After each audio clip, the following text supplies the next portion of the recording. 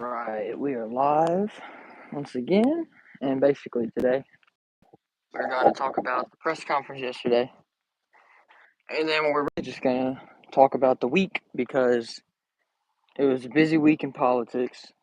There's actually been some decently major news come out today, and then we'll also talk about looking forward to next week in the convention, and then the weekend as well. But we will lead with the press conference that happened yesterday. So there's three things that we learned from yesterday, and that is that Biden is apparently not the commander in chief. He said he takes orders from the commander in chief, even though I thought that was him.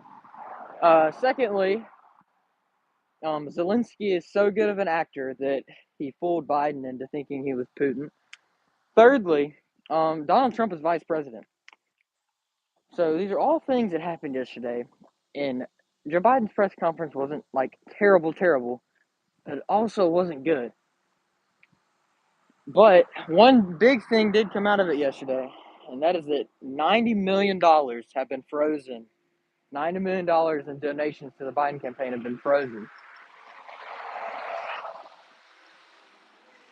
Meaning, it is very scary and sad. I agree. It is very scary and sad. That man, the man who he can't formulate a sentence, has our nuclear codes. That is the man representing us on the world stage. And if it's not him, it's Kamala. And that is even scarier. So $90 million in donations to the Biden campaign have been frozen, according to reports coming out today from the New York Times, among others. 90 million, that's like a couple months, if not 3 months worth of fundraising, like to a campaign right there. That is bad for the Biden campaign. That is terrible for the Biden campaign. $90 million being frozen because they spend money. That campaign spends money on like it's no one's business, whether it's ads or offices that don't really do anything. They still do it. Yeah, I can't imagine that doing anything. That is frightening. Kamala meeting with her, like, yeah. Does she think she can just laugh at President Xi of China and be like, you won't go into Taiwan, and he will go into Taiwan in the next hour probably if she did that. I mean, just these are the people that are in charge of dealing with all these leaders, and you think they're scared of her at all? Absolutely not. I mean, what in the world? What in the world does Kamala Harris bring to the table, foreign policy wise? Nothing. She can't stand up there and act strong because everyone knows she's not. This is the thing. It's like these are the same people that opened up Russia's pipeline, that opened up their energy to get a lot of business there. What do you mean, Javier? And then the same people that freed up $6 billion to Iran right when they got into office. Just what in the world is going on? Laughing Kamala and then Crooked Joe. Just terrible representatives on the world stage. And then counter that to President Trump, who, with his sanctions, made Iran broke, and with more sanctions, closed down Russia's pipeline, improving the U.S.'s energy position in the world. Just the contrast is, and Trump can actually formulate a sentence. It's insane that the bar is that low, but he can. Trump can actually talk. He can actually stand up to the world leaders. It's very sad and disheartening to see. It is, yeah, they're laughing at us. A lot of people like to say, "Oh, the NATO leaders laughed at Trump."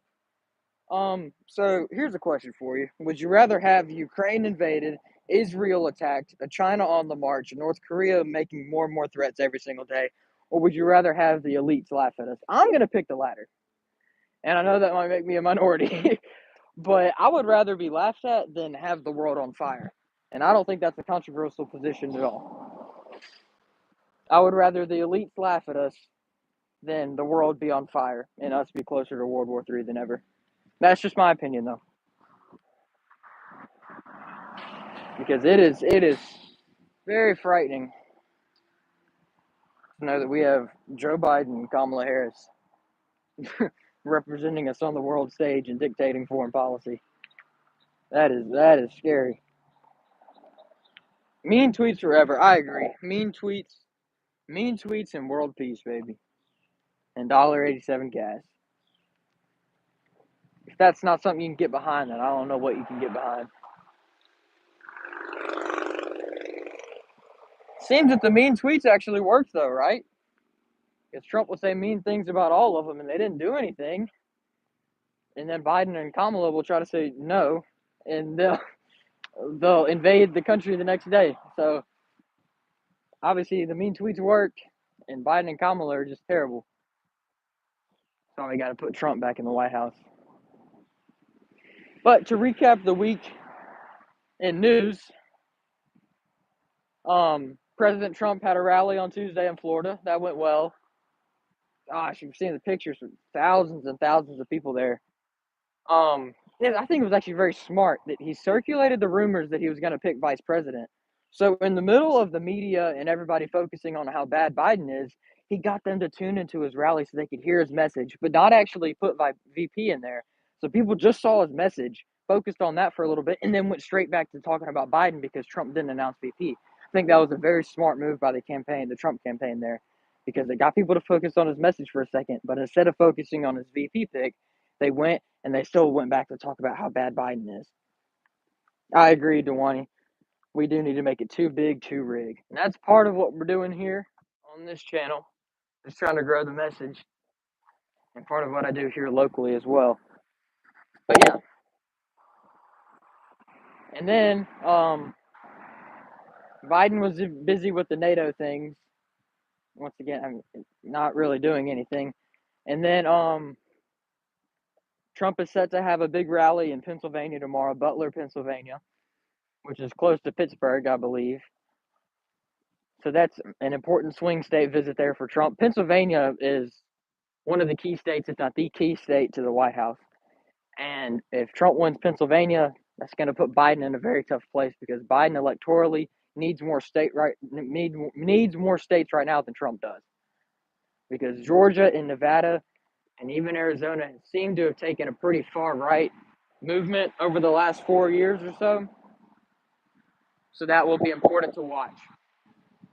But we'll have Scott Presler and all the people there in Pennsylvania going to register voters, get everybody involved, volunteer, Trump47, TrumpForce47.com, all of these things. So we're going to try and get that done.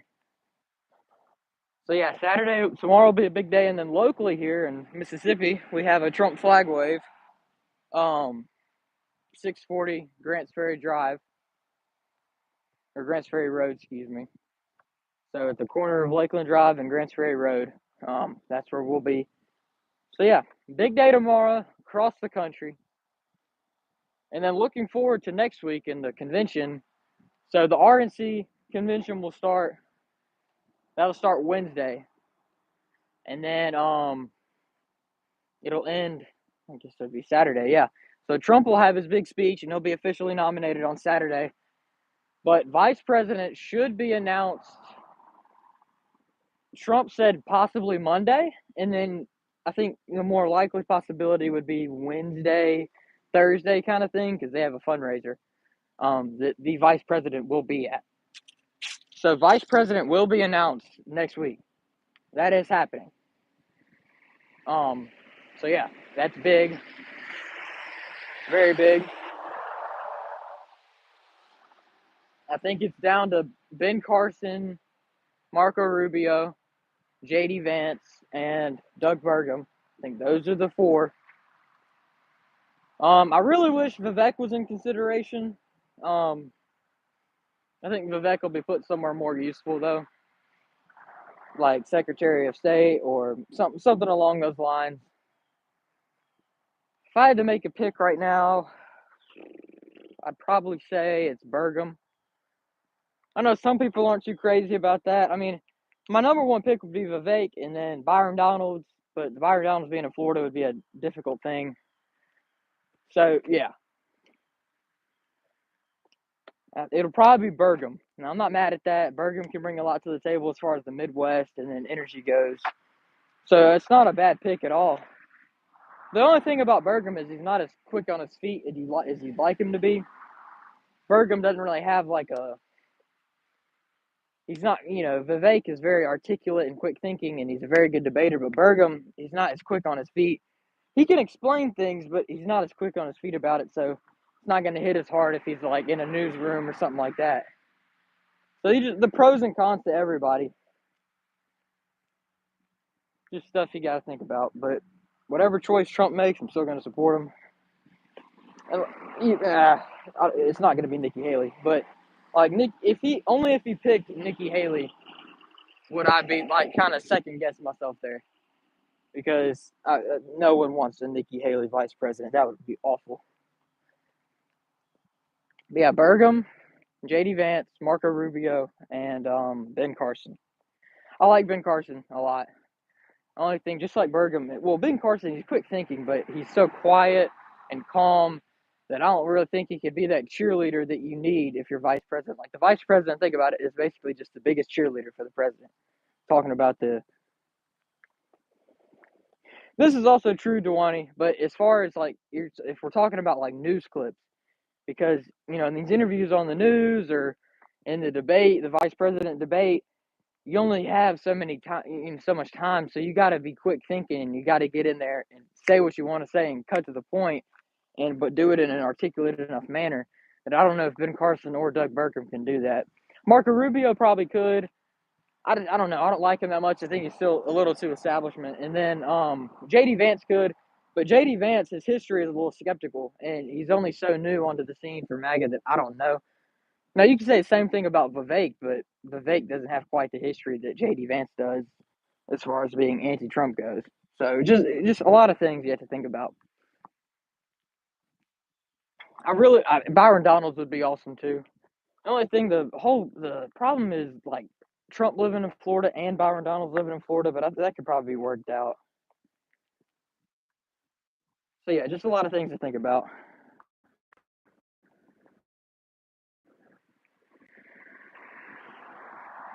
All right, we will have a lot of people there at the flag wave tomorrow here.